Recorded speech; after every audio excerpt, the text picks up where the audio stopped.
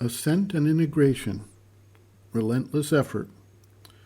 What many do not appreciate is that any attempt to achieve individual perfection or transformation is limited by the readiness of the world, and the rest of humanity in particular, to accept those changes that are needed for this to occur.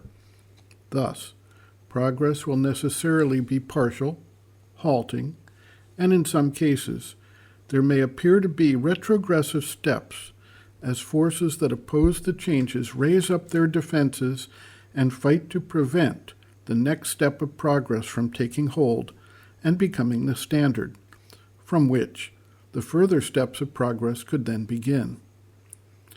There is a range of capacity available within humanity at any point in time, and as long as the individual stays more or less within that range, progress can be made. Once an individual reaches the upper boundary, however, and attempts to go beyond, the real resistance can kick in. This is where persevering, relentless focus and effort is required, without accepting failure or discouragement as the final answer. One may attempt to overcome the force of desire, for instance. Various methods have been tried in human history, yet the individual is not immune to the vibrations that cause desire to arise, and with the least failure of vigilance, these vibrations can take hold and manifest within him. It can be even more difficult if active opposition arises to protect the status quo. In his epic poem, Savitri, A Legend and a Symbol, Sri Aurobindo provides an illuminating segment describing the World Redeemer's efforts. Quote, "Hard is the World Redeemer's heavy task. The world itself becomes his adversary. Those he would save are his antagonists. This world is in love with its own ignorance. Its darkness turns away from the Savior light. It gives the cross in payment for the crown." End quote. Reference, Book 6, Canto 2, page 448.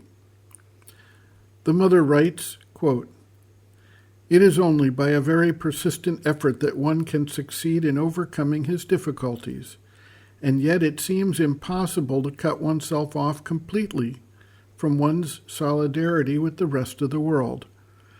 Therefore, a perfect purity, a perfect perfection, seems impossible so long as the world has not reached at least a certain degree of perfection. Even the ascetic, the solitary, who goes and sits in a cave or under a tree or in the jungle, cannot completely free himself from solidarity with the rest of the world. The air he breathes is full of all the vibrations of the world. The food he eats, whatever it may be, even if it is reduced to the minimum, contains the vibrations of the world, and so it is enough for him to exist, to be in solidarity with the difficulties of the world. That is why, in fact, the way is so long, even without having any other consideration than that of what one is absorbing constantly into himself when breathing or eating. All these things one must constantly transform as one goes on absorbing them.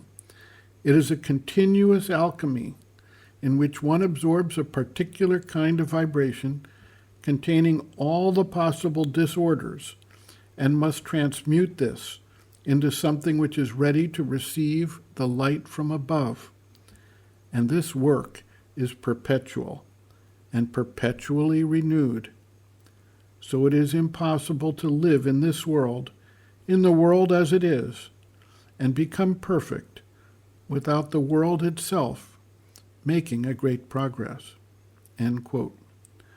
Reference, Sri Aurobindo and the Mother, The Hidden Forces of Life, Chapter 8, Life, A Mass of Vibrations, page 187.